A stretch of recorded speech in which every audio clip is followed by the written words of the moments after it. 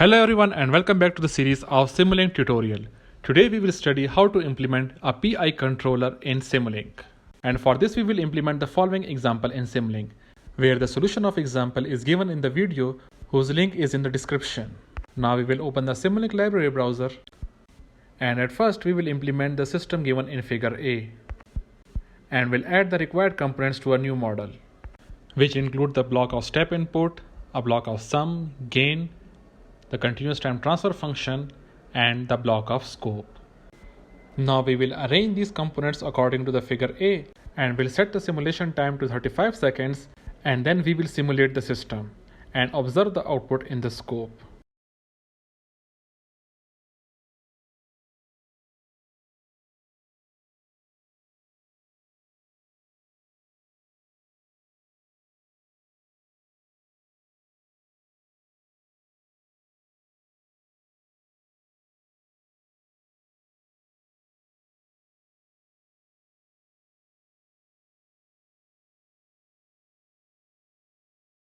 Now use the auto scale option for proper visualization.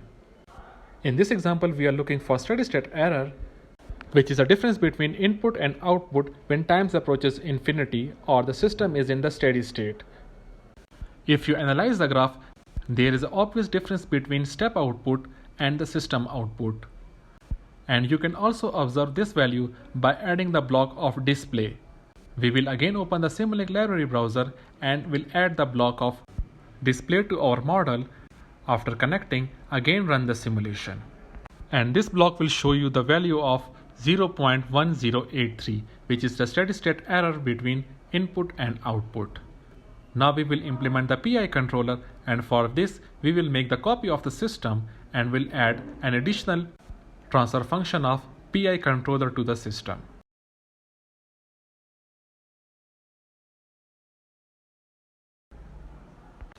Now this time open the Simulink library browser and add the block of mux to the system, and output of both systems will act as input to the mux, where the output of the mux will be connected to the scope.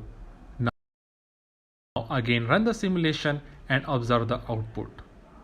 Now if you open the graph, you will find that the difference between input and output is quite reduced after compensation, where the error have a value of 0.004647, which is quite reduced compared to the previous one.